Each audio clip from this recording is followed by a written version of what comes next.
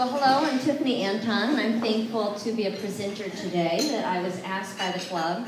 And the reason is I'm a psychotherapist that specializes in intimacy and couples concern. Many people will ask, why did you want to become a sex therapist? When I first started undergrad, I thought I would be a criminal psychologist and solve the madness behind criminals. And then I thought sex was so much more fun. So thankfully to the women's studies courses, it led me to that direction. And I've had a variety of different trainings. There's only 2 of us actually in this area. So I was excited to come down from Michigan, where it's a hub of sex therapists, to a scarce amount here. So it's myself up at the North Shore, and then there's a doctor down in Tulane. So today is Valentines, and that's the day of love. And where does that come from? Yesterday I wrote a blog post called Valentines Hoopla. I think it's a little bit overstated, over-marketed, over-commercialized. Before the 5th century in ancient Rome, they had a celebration called Lupercalia, and the shepherds' children dressed in their loincloth and their noble youth ran around half naked, lashing each other with stones, all for the good luck of pregnancy and an easy delivery. Some is rumored to say that it was then that festival was replaced by St. Valentine, of course, and there were multiple Valentines in the era. And this particular Valentine's, of which we celebrate our current title, was a saint, and he was a martyr. And what he did is he rebelled against Claudius II. And Claudius II decided men that have families and kids and are actually in love with someone and worry about them at home, they're not the best soldiers. So what he decided was to ban all marriages from soldiers, and St. Valentine stepped in and he married them anyway. So we have 5th century social justice. So why I was saying Valentine's Hoopla is that on tomorrow, or as we're celebrating it today, we really focus on relationships and the appreciation, value that we have for our partners. And my challenge with that is not, don't bring me flowers or a card, because I'll take it all, plus more. It is that in strong relationships, this is what we do regularly. And so do I want flowers tomorrow? Sure, but I'd rather you save your money and buy it maybe next week from Fresh Market. I'd rather you to run me a bubble bath with maybe some rose petals when I'm super stressed out one day, or to order a couple's massage during Christmas because we're all too stressed out, or to buy a red negligee, not just because red is the color for Valentine's, but I'm going to surprise you on June 2nd to let you know that I want you and I want to be with you. So it's about taking the message of today and it's spreading it throughout, so we can have that strong relationship where we really acknowledge each other. So one of the things I have up here is lust, and that's one of my favorite feelings, and I'm sure you guys really enjoyed it as well. I've been with my partner for 20 years now, so I don't have much lust, and that's humanness. Why is that? It's when we meet someone for the first time. Well, one of our major brain chemicals is dopamine. So I have dope here, and it's the chemical in our brain that we love the most, right? Dope. And we have, dopamine, serotonin, norepinephrine, la la la. So when we're out and about, our dopamine's here. We're mostly in a good mood. We have some days of funk. But when we meet someone and we have that chemical connection, our dopamine goes boom. Okay? And our pupils dilate, and we're obsessively thinking about them, and we want to touch them and be with them, and they're so wonderful, right? And that's what helps us pair bond. Because biologically, we're here to make babies, so chemically, they want us to get together and to really lust each other. So what happens after 2 years? Well, the first thing I say is, don't marry someone until you've been with them 2 years, because you're on dope. That's why. You're not seeing it clearly. You're not looking at all the foibles of the person in front of you, and they're not seeing your own foibles. So after 2 years, so remember we were here, we went boom up here with dopamine. 2 years later, we're down to baseline. Gets some boring, right? What else happens to our sex life? That dopamine brings us up to here. 2 years later, most of us have a drop by 50%. So that's one of the reasons I get a lot of newlyweds coming in saying, what happened? You know, we used to be together 3 times a day. Maybe now it's 3 times a quarter. So what do we do, those of us in long-term relationships, to have some feelings of lust? One of the things that we do is we add a sense of adventure. Because we have the chemical influence that helps us pair bond, and we don't get it that much. Sometimes I get it, like when my son goes to my mama's and I get to go on a vacation. I get a little bit of that dopamine and lust during that time. But we're talking about on regular days. So what we want is we want to add some adventure so we can chemically increase our bonding. And that can be just as simple as shifting up our everyday activity, or it can be as exciting as going on a roller coaster ride. We want to get some excitement or enthusiasm. If you've had a car accident, let's say on July 30th, you'll be able to tell me where you were, what day it was, what happened, right? And one of the reasons is we get a lot of adrenaline and it imprints in our brain. And we hold on to negative memories and feelings much easier than we do in positive. So when we do some sense of adventure and mix it up on occasion, because I understand we have real lives, it increases that adrenaline, encourages bonding, and it gets more of the imprint of our brain. So if you can reflect back maybe to a time that you really enjoyed with your partner, and what was different about that day. Because all of us get in a humdrum. Most of us get into the pattern of maybe not appreciating the other. I love you, we're here, but I know that I was working with one client, and it was simple as this. So he would come home, the wife would be doing the dishes, or doing the cooking because it was around that time. And he wasn't acknowledged. And men, you guys really like to be acknowledged. I do too, but men, you're good about that. And so their evening was kind of going into a funk, night after night.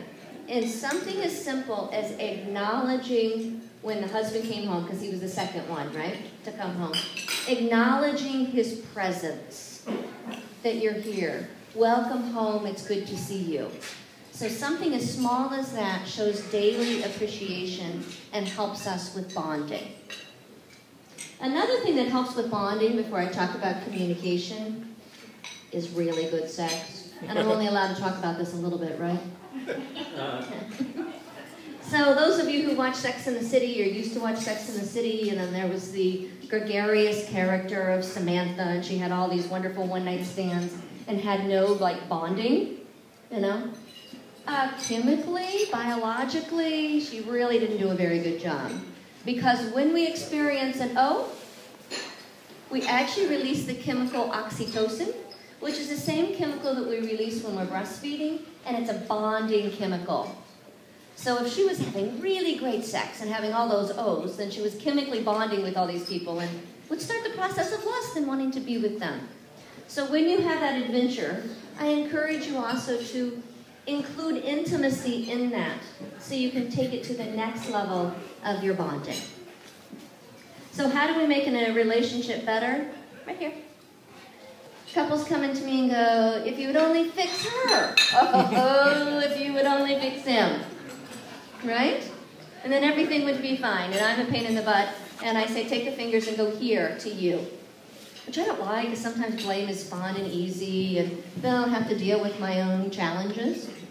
So how do we utilize communication and self-responsibility to really feel good in the relationship that we're in? And one is the I language. Are you guys aware of I language? It's the whole sentence of the I feel blank when you blank because blank. Okay? I feel hurt when you ignored me at the party because I didn't feel like your partner. Versus, God, you were really a jerk. I felt invisible. Okay? So using those I language, because then that takes responsibility for what your feelings are, and allows the other person to really listen. Because when we're in a good argument, I know, despite all of my training, is that I'm thinking about my rebuttal, because it's going to be a good one. I'm thinking about the baloney statement that I'm hearing, and I'm not quite interested in hearing it anymore. So the point of communication not only is to look at what are the words that you're sharing with your partner, but how you're listening, and then having empathy. Like I can be in your shoes, or I can see beyond this issue and actually see the heart in you. And that's what can keep us together, is looking at that heart versus that ridiculous opinion you have, right? Okay. All right, what's another key in our communication?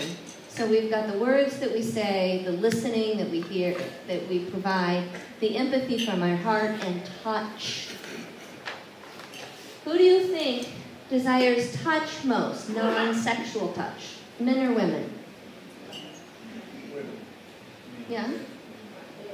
So what do studies say about who really needs cuddling? You men. Mm-hmm. You're big teddy bears. And so men really need a lot of touch every day. And this is non-sexual touch. I mean, yeah, it would be nice if you did that every day as well. But that non-sexual touch of, I am here, you are worthy, that can improve the connection that you have.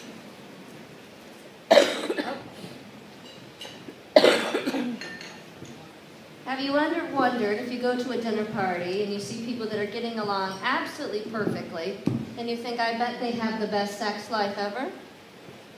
I'm jealous of them. I wonder what they're going to do when they get home. Well, surprisingly, couples that have more of the best friends relationship have more of the lower activity in the bedroom. And so why is it that we don't want to go nuts on our best friend? One reason is if we're parents and we call each other mom or dad. I call my husband dad a lot in front of my son because when I say Doug, he's like, what are you doing? You're not allowed to do that. So many of us do that in family relationships. But when we go to the mom and dad language, we actually switch on the incest taboo that we have, because we definitely don't want to be kissing or making out with our dads, right? So we have a subconscious incest taboo that pushes us physically, or intimately, I should say, away from the partner. So what we want is to get a shift in balance. And I think all of us struggle with balance. Yes? No? Yeah? Okay. So here's the relationships. And again, I'm very awful at drawing, and I just made that circle way too big. Okay. Here's the relationships. That is the me, the you, the we. Okay? So this is an example of a relationship that's really just too detached. You know, the version of who I am and what my life is about is out of balance with the connection from right in here. It's a disconnected relationship. You become more roommates than life partners. And then the best friends that I was talking about, that actually have a tendency not to get too crazy in the bedroom, is they have so much we versus the me and the you, right? They have so much we that we don't have enough space for the me, that we don't have enough independence. And so when we strengthen relationships through ourselves, we really take care of who we are. We have friends. We have hobbies. Some of them include our partner and some don't.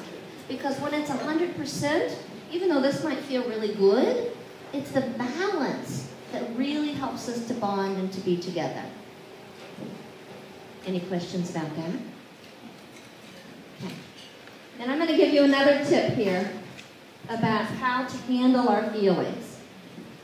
And I'll give you an example of a benign argument that I had with my son. Or sorry, my husband. I have lots of arguments with my son. Okay. All right. For Thanksgiving every year, we go to my in-laws, and we have like 25 people, and I really like cooking, and I like hosting, and I like getting a little fancy. So I did half of the meal. This was maybe 4 years ago. I did half of the meal, and I fancied it up. And I did not do a stovetop. I did not do yams. But my cousin Javier did. So in essence, we had a competition of the platters for us to eat. So it goes around the table. You know, the bowls. That's how we do it, you know. The bowl goes around the table. And my husband grabs the stovetop and puts it on his plate. And I say, you know, that's the stovetop. Yeah? So then my stuffing